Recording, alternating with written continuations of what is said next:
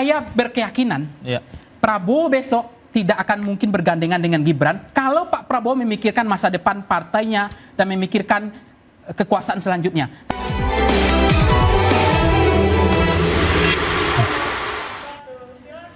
Kembali di interupsi pemirsa, saya ke Bang David. Bang David, apa kemudian yang menurut Anda membuat Pak Prabowo yakin untuk tetap bersama-sama dengan Gibran pada saat pemilu berikutnya?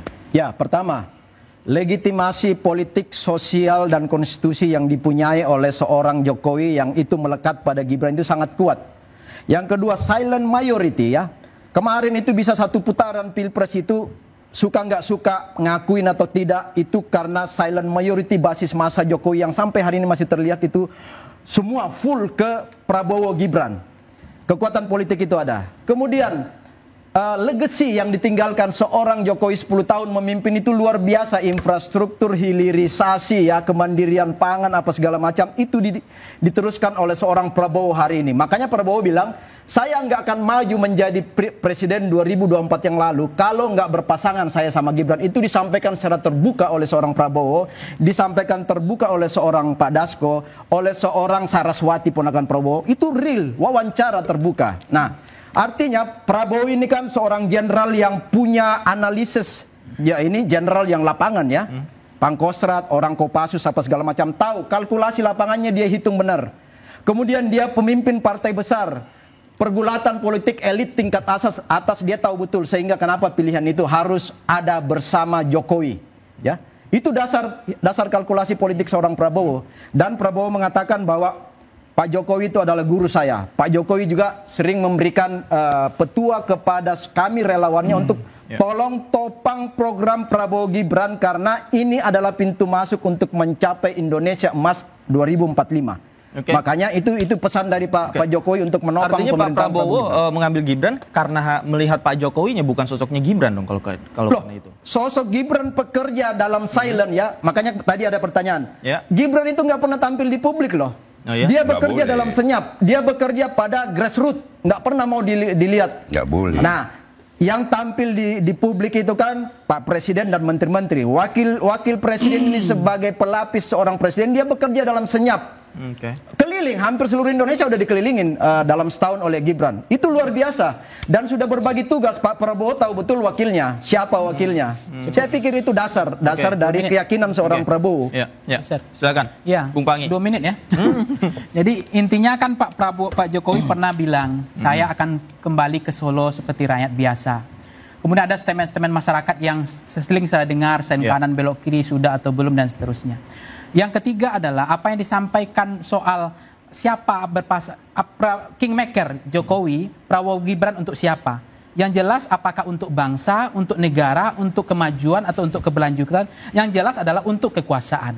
Nah, persoalan apakah nanti mereka akan satu paket lagi atau tidak, itu nggak bisa mendului Tuhan. Tetapi yang menurut saya, kalau memang elektabilitasnya Pak Prabowo itu seperti SBY dengan tingkat kepuasan yang tinggi, yang bisa mengambil Budiono pada masa itu. Pak Jokowi yang begitu tinggi approval ratingnya, dia bisa mengambil Kiai Haji Ma'ruf Amin yang wakilnya standar Budiono, Kiai Haji Ma'ruf Amin itu tidak menjadi faktor penentu pada masa itu. Nah, kalau besok approval ratingnya Pak Prabowo itu betul-betul level confidence-nya cakep luar biasa, dia tidak perlu kampanye ke daerah-daerah, dia hanya sibuk luar negeri saja karena MBG ini berhasil. Yang itu yang ditakuti semua partai politik hari ini, dengan sandal jepit pun jadi, apa betul Pak Prabowo masih butuh Gibran? Nah, bisa ya, bisa tidak. Tetapi dalam konteks ini, realitas politik itu soal bagaimana berkuasa. The ruling party. Kalau misalnya memang kekuasaan itu harus dengan dia, kalau tidak menang, itu juga akan menimbulkan masalah. Tetapi saya mencermati apa yang disampaikan dalam konteks ini, saya berkeyakinan Prabowo besok tidak akan mungkin bergandengan dengan Gibran kalau Pak Prabowo memikirkan masa depan partainya dan memikirkan kekuasaan selanjutnya. Tapi bisa juga iya kalau memang itu dibutuhkan untuk kemenangan. Tapi kalau enggak, Prabowo tentu akan tidak mau membesarkan sesuatu yang tidak menguntungkan untuk keberlangsungan gerindranya, keberlangsungan kekuasaannya di masa depan. Atau selainnya ada pilihan lain, alternatif lain. Pak Prabowo membuat lapangan datar, tidak merekrut Gibran, tidak merekrut siapapun, mengambil orang standar biasa saja, supaya partai ini nggak berantem. Karena kalau Gibran diambil, nanti Demokrat nggak loyal mendukung, misalnya. Kalau Gibran diambil, nanti PDIP nggak loyal mendukung, kenapa? Nggak kader mereka. Sehingga supaya adil, fair menurut Prabowo, ya udah saya ambil aja orang biasa supaya semua partai nanti solid mendukung saya. Itu bisa terjadi, bisa tidak. Atau jangan-jangan nanti Pak Prabowo akan mengambil Kaesang, ketua umumnya Partai Bang Bestari gitu. Baik, jadi pertama begini, Pak Prabowo hari ini boleh kita sebut sebagai pemimpin terbaik ya, yang pernah ada. Dan beliau itu negarawan, diakui kepiawaiannya bahkan di dunia internasional. Dan Pak Prabowo cirinya kita lihat, beliau suka guyup. Terakhir dengan PDIP juga diajak bersama-sama. Gitu loh. Jadi stabilitas di mata Pak Prabowo itu adalah hal yang sangat penting. Maka saya meyakini Pak Prabowo pasti akan bekerja baik, didukung oleh semua partai. Hari ini sudah bersih-bersihnya Pak Prabowo itu bagus sekali. Dukungan dari berbagai kalangan termasuk Presiden ke-7 juga terhadap Prabowo menandakan bahwa begitu mesranya hubungan ini walaupun coba dipecah oleh berbagai pihak dengan catatan kekhawatiran tertentu. Tadi disitir PSI, sudahlah PSI ini partai 0, nggak usah terlalu khawatir dengan itu gitu ya. Semoga ke depan PSI juga akan tetap bersama. Kami akan tetap bersama dengan Pak Prabowo mengawal pasangan ini, Prabowo Gibran, untuk 2 periode. Mantap. Ya, untuk 2 periode. Dan bagi kawan-kawan yang tidak bersetuju dengan ini pun, tentu kita tidak bisa memaksa. Tapi kalaupun ada yang bersetuju dan ikut mendukung, alangkah baiknya bagi kelangsungan negeri ke depan. Saya kira itu. Berarti Gibran magang dulu sampai 2035. Artinya nggak siap tanding besok ya? Begini, apapun dapat terjadi. Anda kan seorang peneliti, ya kan? Anda tahu bahwa apapun bisa terjadi. Cuaca di bisa politik. berubah, Bang. Cuaca bisa berubah. Saya sitir Anda. Dari musim durian, musim rambutan sampai musim kambing. Tadi yang mendasari apa yang saya sampaikan adalah begitu mulia yang namanya Pak Prabowo merangkul semua, termasuk dengan segala macam hal, sampai ada amnesti, abolisi, segala macam. PDIP terakhir ikut bergabung. Ini semata-mata untuk apa? Beliau ingin bersama-sama menata negeri dan kita patut mendukung Kalau itu. misalnya Gibran nggak digandeng nih, misalnya magang ini gagal, misalnya nggak mau digandeng sama Prabowo, mau nggak Gibran tanding sama Prabowo? Seluruh kita, bahkan you dan saya, punya hak untuk menentukan sikap politik ke depan, toh? Ya.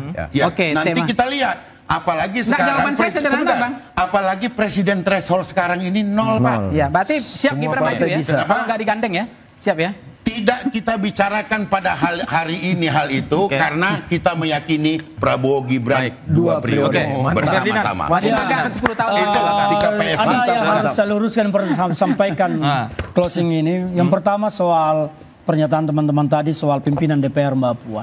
Mbak Puan itu pimpinan DPR secara administratif, tetapi secara politik pimpinan DPR itu adalah kolektif.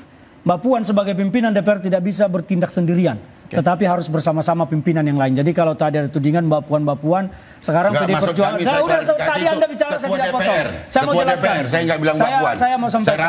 Saya mau sampaikan bahwa saat ini di DPR PD Perjuangan satu-satunya yang meminta segera sahkan RUU perampasan aset. Kim masih tawar-menawar politik. Itu yang pertama. Yang kedua, soal celah politik dan celah hukum pemakzulan Gibran yang tadi kita bicarakan. Saya mau sampaikan bahwa sampai saat ini masih terjadi perdebatan keabsahan pendaftaran Gibran sebagai calon wakil presiden. Jadi itu adalah celah hukum dan celah politik yang bisa didalami. Dan sekarang soal ijazah Gibran masih berperkara di Pengadilan Negeri Jakarta Pusat. Oke, itu yang kedua. Yang ketiga, soal tema kita malam ini. Periode Prabowo Gibran 2 periode ini untuk apa? Untuk negara atau untuk keluarga? Saya berpikir bahwa ini adalah bentuk satu kerakusan politik yang memang sudah tidak bisa ditahan syahwat politiknya melihat kekuasaan, karena Jokowi itu sangat menikmati berkuasa 10 tahun. Kita melihat dari gaya hidup mereka, dari yang tadinya sederhana sekarang tampilannya selalu wah mewah. Jadi mungkin masih terus tergiur dengan kekuasaan itu, maka berharap Gibran akan terus menjadi wapresnya Prabowo, kemudian lanjut nanti di 2034.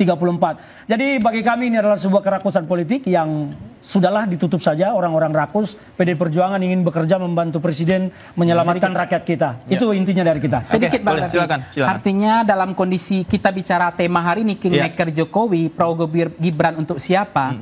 ini ekonomi rakyat kan lagi nyungsep begini, lagi susah lapangan pekerjaan, tantangan ekonomi juga susah, masyarakat hari ini lapangan pekerjaan juga susah, yang 7 juta ini dijanjikan juga enggak.